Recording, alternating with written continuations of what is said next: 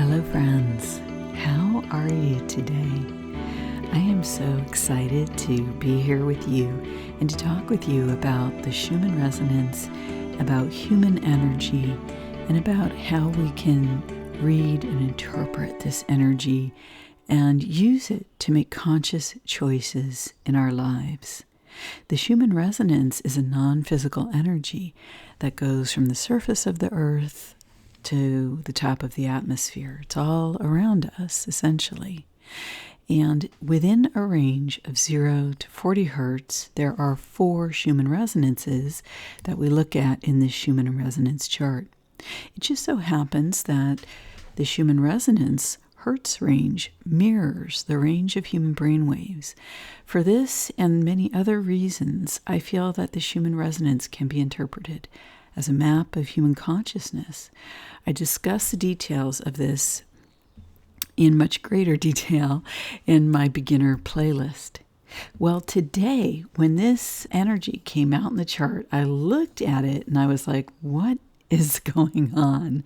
Because as you can see, these 3 waves in the chart, 1 here, 2 here, and 3 here, are all very different. I talked about this energy and related it with the extreme number of M-class flares and its potential effect on the Schumann resonance in the last video. So if you want more on this, you should take a look at that video. But I mean, look at this. These 3 waves are very, very different.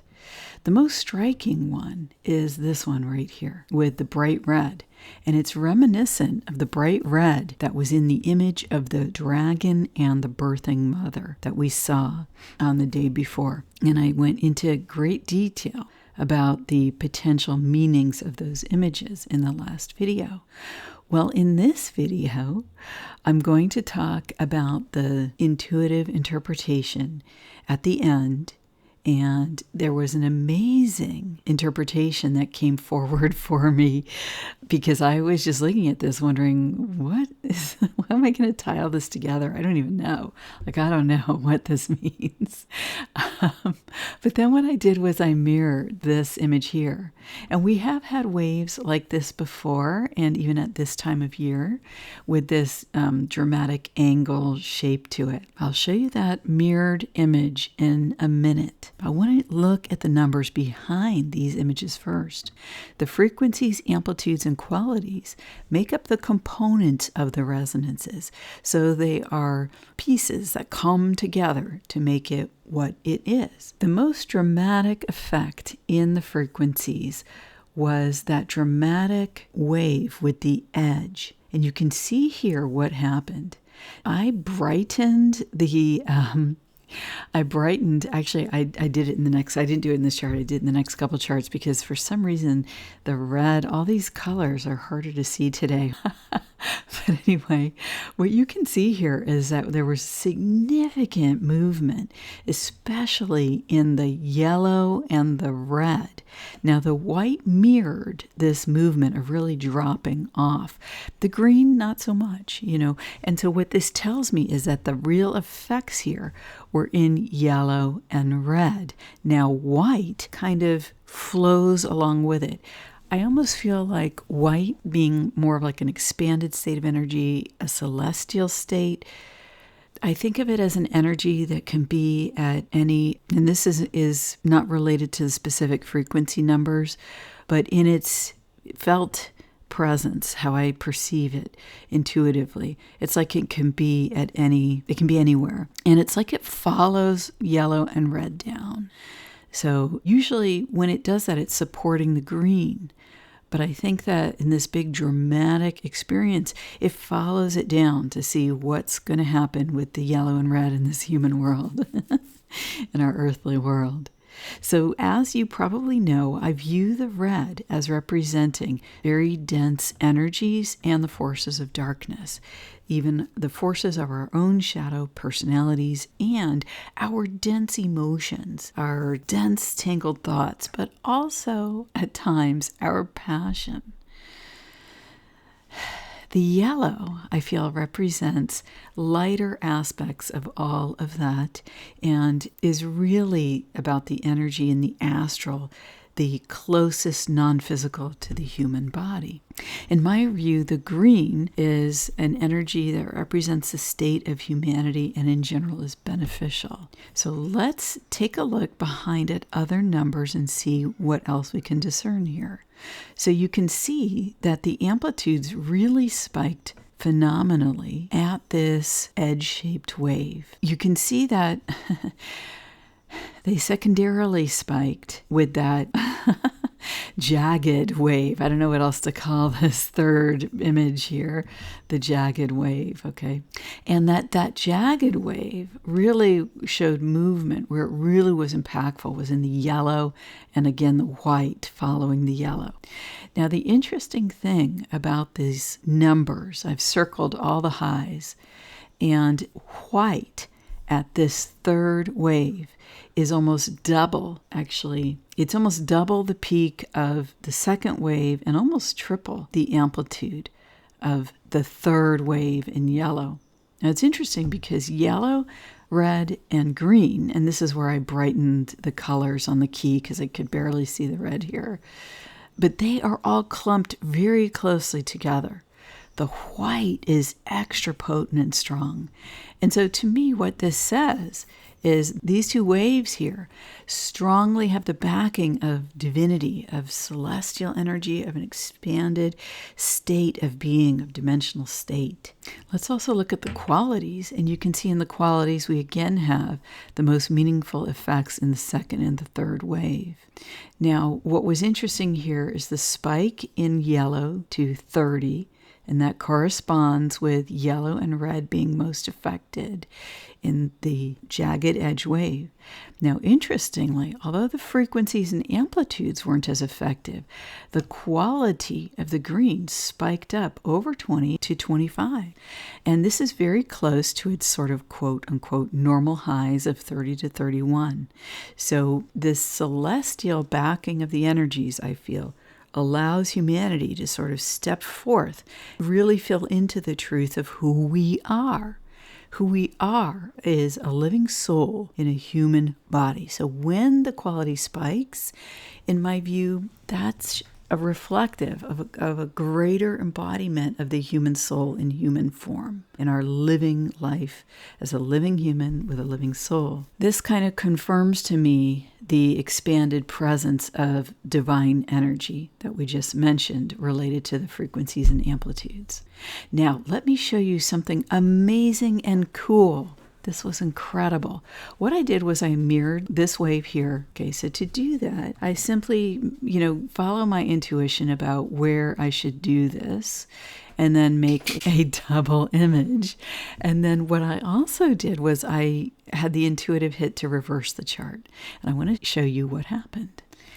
This was incredible. And as soon as I saw this primary image in the middle, and I saw this narrow opening here and kind of this bright shining blue, the words came to me, the narrow gate. So I, of course, got on Bible Hub and I Googled the narrow gate. And I'm going to read that to you in a moment. But look, even here, look at the decoration on this gate in the higher hertz. Isn't that amazing? Usually we don't see this as decorative, this image is here, but it's almost like a very, very tall gate. And you could imagine a tall gate as being one that reaches high into the heavens, okay? And certainly this area of the chart up here is at 40 hertz. And this is where our connection with divinity is in our brain experiences, our spiritual experiences that we experience in living life. Those occur at 40 hertz. And you can clearly see the energy is certainly going far over some distance above 40 hertz here in the frequency range. The green puffing out on either side, almost like the yellow and red here almost appear to be a passionate inviting of the divine to offer us the opportunity. Hey, look, enter through the narrow gate. Right down there. There we are, and enter right down there and look up, and it's like, whoa. The gate to heaven, right? The gate to the expanded consciousness, the gate between the fourth and fifth dimension. In some ways, this is an energy like Archangel Uriel is said to represent. Archangel Uriel is said to guard the gate between heaven and earth. Now, it's interesting because, and I'm going to read this to you in a second, but in the Bible passage about the narrow gate, Jesus is asked by the apostles, he makes some statements about this, and he also says that the wide gate is easy to enter through. And I sort of saw this side and this side as being the gates of the wide gate. And he talks about the wide gate and the broad road. And here we have a broad road, right? I thought that was so amazing.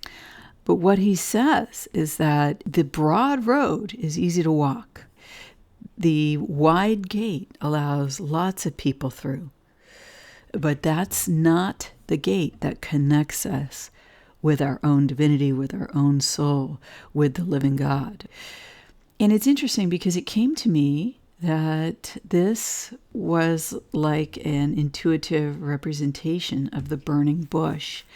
And these concepts fit so amazingly well with the astrology at the new moon, which was all about the spiritual battle between the forces of dark and light, and the human ability to enter what I called the Stargate, guarded by Archangel Michael at Aldebaran and Archangel Uriel at Antares, both archangels mentioned in the Bible.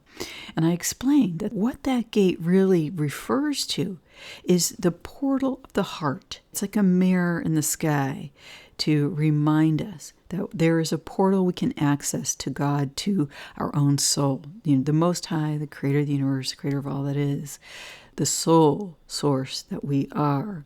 And ultimately, that portal is not outside of us. That portal, the narrow gate, is within. It's within the portal of the heart. Now, entering that portal is not necessarily easy. Now, once you begin and you start walking down the path of aligning with the divinity that you are, I believe that the choices get easier. But there's always this, there's all of this messaging in the physical world. And we saw that in the astrology. In the video I did as a thumbnail of Archangel Michael, you could see the asteroid Lucifer was in front. It was like attempting to be in front of Uriel's side of the gate. And this is what the forces of darkness do. The gate is always there for us. The portal is always there when we choose the correct frequency. And what is that? It's the frequency of our alignment with our own divinity, with the divinity of your own soul. And what the forces of darkness do is they attempt to get between us and that choice and say, oh, what if you did this? They offer us alternatives. And that's the idea of being offered temptations, to which we can always reply no. You see, as incarnate souls, we have the ability to have free will choice. And this is divine law, and therefore it must be respected. When we make these choices, they are fully our own. They are fully our own as a living human with a living soul incarnate in the human body, one-to-one, human and divinity. That's the package, ultimately, that we are. And the gateway to experiencing that is the narrow gate. So let me read you a passage here. So this is from Matthew, and we're start at Matthew 12. In everything then, do to others as you would have them do to you. For this is the essence of the law and the prophets. Enter through the narrow gate, for wide is the gate and broad is the way that leads to destruction, and many enter through it. But small is the gate and narrow the way that leads to life, and only a few find it.